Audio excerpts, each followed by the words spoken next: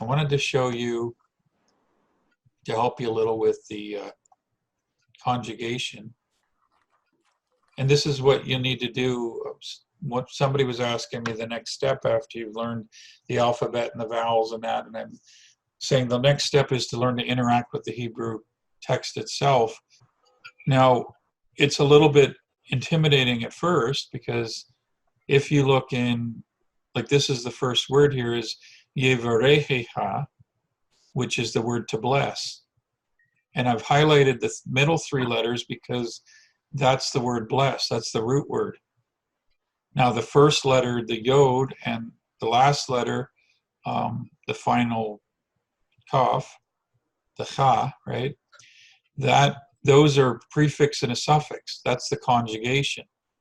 So now if I take you back to, if you remember the other week when I was showing you root words, and I said you have a root like the word sing in English, but then if you put sings, right, you fill in vowels and you add letters. Now you've added an S. That S is called a suffix. It's not part of the root. It's a conjugation of the word sing, right? Sings, or singer, right? We add an ER on the end. Now, it's pretty common in English that you're adding suffixes on the end of the word, but not as common to add a prefix. Once in a while, we'll get that in English, right? We'll say, like I said earlier in one of my posts, biblical. And then if we want to negate it, we put a prefix on the front of the word and we say unbiblical.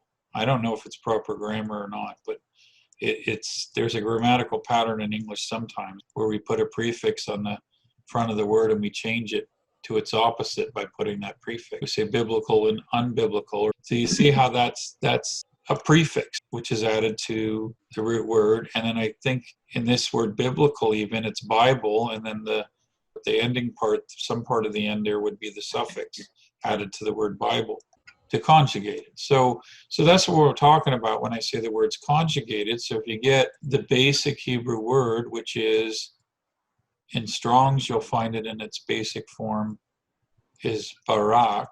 Sometimes you might see it as, or you'll see it in various forms, right? But it means to bless.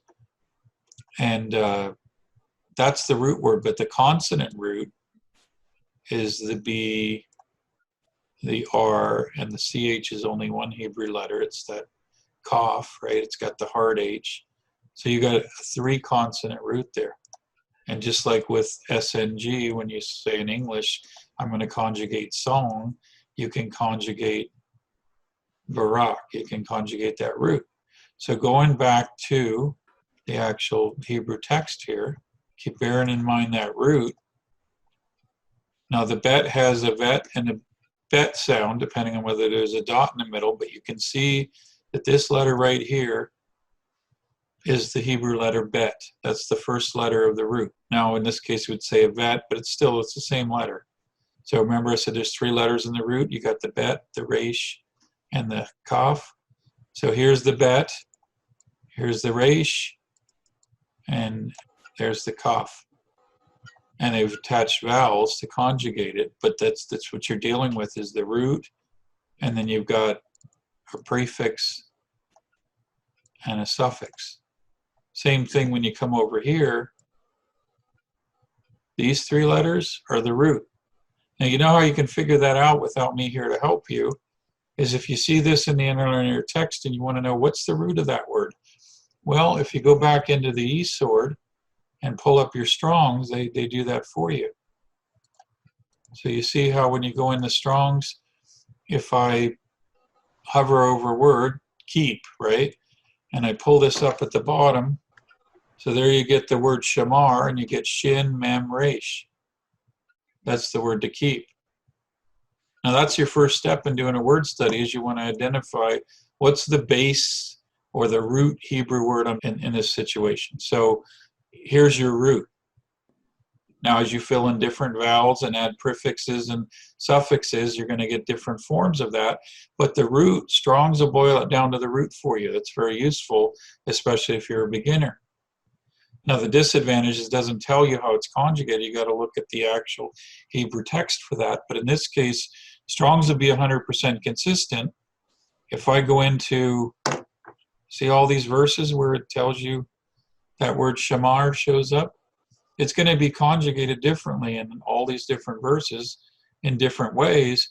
But Strong's is always going to list it as shamar, shamar, shamar, shamar, you see. So shamar is going to be the base word. So when you're looking it up on Google, say you want to do a word study and you say Hebrew word shamar, and you put that in Google search, it's going to come up with this word. So Strong's is giving you the base root word form of that word, which is very useful for doing word studies. So if I was studying this verse, the first thing I would do is I would make a list, or this passage even, right?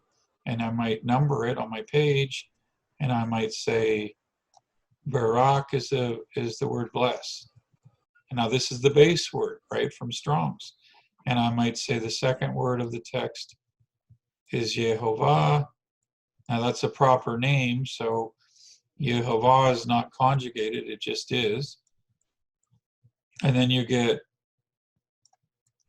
the word shamar. So it's only 3 words in this first verse. But this is how you do a word study, right? So you've got these 3, and then you would go, if I were doing it, let's go back to the eSword for just a moment.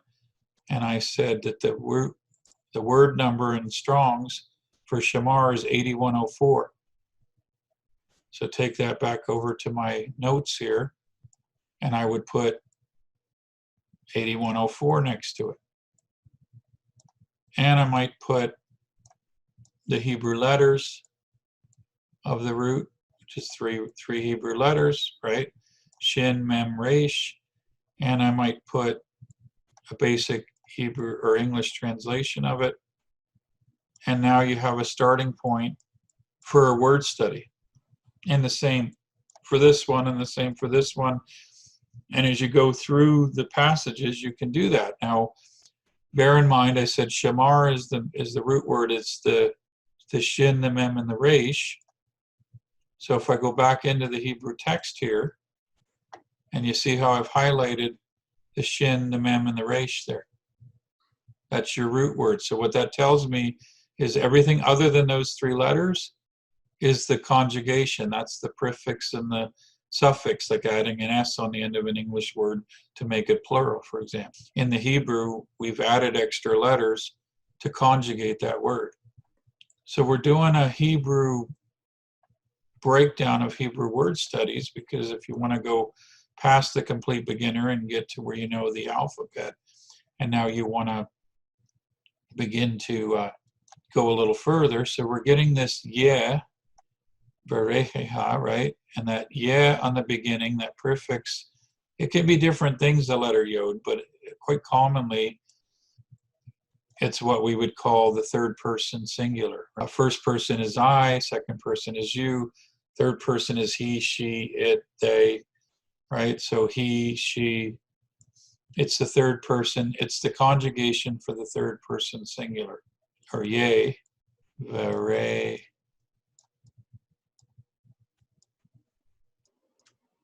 hey, ha. So what I'm saying here is the yea is the prefix which means he. The middle part here is your barak with vowels conjugated, right? So it's bless, it's the verb to bless. And this last part, the cha, now if you're doing this, you'll find that you'll come across this thousands of times. This ending means you. So out of this one Hebrew word, you get he bless you. He will bless you. That's where you get that from. So prefix, and then you get the middle part is the root word, and then you get the ending. Now, if you go back to the text here, and you look at that, look for that ending. Just look for the ending, that ha, which looks like this. That's a final letter, kaf, with the kamats, so that becomes the CHA, right? The cha, the hard H, ha, right? And that's you. So when you put that on the end of a verb, it's bless you, keep you, do this to you, right? So you see where it's there, and then it's on the end of shamar, so keep you.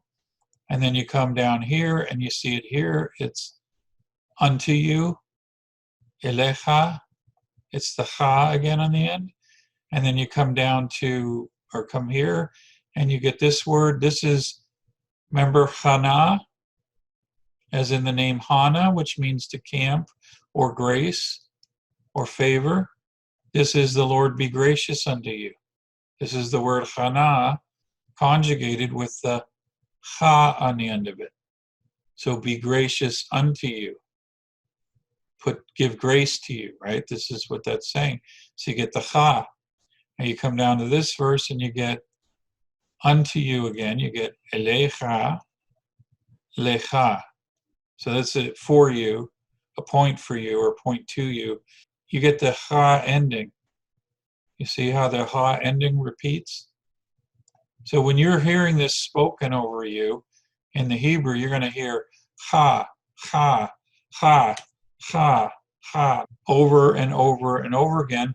And what that is in the Hebrew, as you get used to interacting, you're going to find that that ha ending is a very common one in everyday speech. Because when you put that on the end of a word, that cough with the kamatz, right? Final cough with a little kamatz, right? What that means is you. So let me give you another example. If I say ma, which is how, this is a greeting. But this is where you'll find biblical words find their way into modern Hebrew. If I come and I say, how are you? I could say, ma shlom ha. Now that's the word shalom, conjugated. How is your shalom, is what I'm saying literally. But see the ending? Ha. So I'm saying, ma shlom ha, to you, right? So you're going to see that ha ending over and over and over and over and over.